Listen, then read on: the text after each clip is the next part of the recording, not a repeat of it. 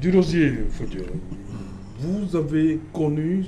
Dites-nous, où est-ce qu'on en est en Gouaché aujourd'hui? Monsieur Sejalon, il faut quand même le rappeler ici. En écoutant ce que Monsieur Maître Fabien Kenny est en train de dire est très pertinent. Pertinent dans le sens où vous avez comme l'impression qu'à un moment donné que l'État s'en fout carrément de la population. Et on a comme l'impression, aujourd'hui, comme il a dit, des personnes qui viennent acheter des petits terrains et qui malheureusement n'ont pas la chance. Parce que quand vous arrivez le plus souvent au cadastre, vous avez comme l'impression qu'il y a des personnes là-bas dont on choisit des personnes à qui remettre certains espaces.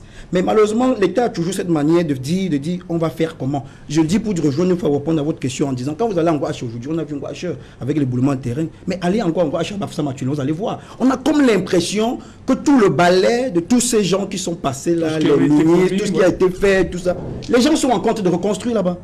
Alors se pose la question de savoir qu'est-ce qu'ils ne font pas. Où est-ce qu'on en est? Les gens, ça a recommencé. Les gens sont encore en train de reconstruire là-bas. Je prends le cas par exemple, monsieur le supermaire qui est là. Je veux prendre par exemple, quand vous quittez à Bafoussam, pour ceux qui ont la chance de faire Bafoussam, vous quittez du feu rouge, au niveau de feu rouge, pour rejoindre, je voudrais dire Saint-Thomas. Il y avait, quand le supermaire était arrivé, monsieur Tafam, il y avait une rigole où il a détruit toutes les maisons qui étaient aux abords. Il avait mis la croix de Saint-André pour détruire. Mais passez là maintenant, vous allez voir. C'est des stations d'essence qui sont en train de pousser. Alors je me pose bien la question de savoir. On nous a dit que c'était des zones à risque. Donc c'est pour dire la station d'essence. Voilà, vous comprenez à un moment donné, monsieur. C'est ce qui avait été donné comme raison pour. Oui, effectivement, c'était zone à risque. C'était zone à risque. Mais malheureusement, aujourd'hui, quand vous y allez, vous allez trouver aujourd'hui, il y a un monsieur qui vient de construire une très belle station. En face de la station, il y a un monsieur qui a érigé une très belle maison. Et il vit là. Alors, vous posez la question. Maintenant, le pauvre, celui qu'on a délogé là-bas, il vit où? La question qu'il faut se poser, ils sont allés où? Monsieur Fabien qui a dit quelque chose de très personnel. Nous regardons tous aujourd'hui la télévision à l'échelle internationale. Vous allez vous rendre compte à un moment donné, quand il y a des sinistres pareils, l'État prend charge. Ouais. Il y a des sites aménagés pour vraiment, je voudrais dire, recaser ces personnes. Mais malheureusement, vous allez voir le cas d'un gars chez Bafoussam. Nous avons vu, vous me répétez, nous avons vu toutes ces personnes. Mais aujourd'hui, certaines personnes, même pour avoir par pitié, on est allé reloger certaines personnes dans des, qu'on appelle des logements sociaux, loin là-bas à Kweko. Mais ces gens se plaignaient tout le temps parce qu'il n'y avait pas d'eau, il n'y avait pas de lumière, il n'y avait rien, là, normalement. Alors, se pose la question de savoir, monsieur Atangandji, qui est monsieur le ministre de l'administration territoriale, qui adore bien partager les matelas, les seaux et autres choses. Parce que c'est ça, le balai administratif. Et madame aussi, je voudrais dire une remarque que j'ai eu à faire sur madame Koutès. J'ai beaucoup de respect pour elle. Mais j'aimerais dire à cette maman qui est ma mère, d'arrêter par moment de dire toujours à chaque chose, de dire le chef de l'État a dit que.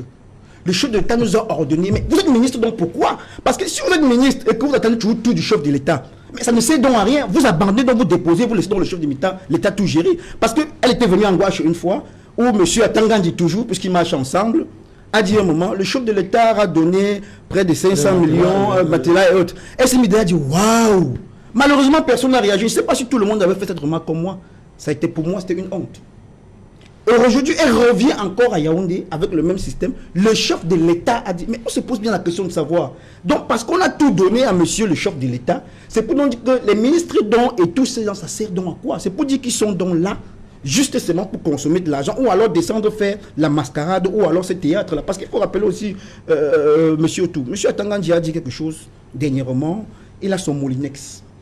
Et je pense que c'est l'occasion pour lui, monsieur Atangandji et madame Koutès, de mettre vraiment encore de l'huile sur les chaînes de ce Moulinex-là pour essayer de retrouver, donc d'écraser, donc pas écraser pour détruire la population, mais écraser donc pour trouver des voies et moyens comment recaser ou permettre alors à des citoyens pauvres de pouvoir mieux se reloger. Parce que vous n'allez pas me dire aujourd'hui que sur ces sites-là, vous avez parlé de Damas, on a vu à Damas. Vous n'allez pas me dire que sur ces sites-là, ces ministres-là ne sont pas au courant que les gens vont construire là-bas. Ils sont au courant, surtout qu'il y a des immeubles, des villas, on a même lu ou quelque part, on a dit qu'il y a même des personnes travaillant dans l'administration qui sont construites là-bas. Alors, vous allez donc faire comment? Parce que le ministre, dans leur bouche, donc, on va faire comment? Parce que pour eux, aujourd'hui, au Cameroun, on a comme l'impression que venir déloger la population ou alors dire chercher à recaser la population quelque part, à un moment donné, c'est d'ameuter cette population ou alors de dire à cette population, si on les retire là, ils ne vont plus voter pour nous. Mais non, ce n'est pas normal. Ouais. Le citoyen a besoin de vivre mieux, de bien vivre. Et cela passe par l'État. L'État doit donner des possibilités à ce citoyen de mieux vivre. Ok.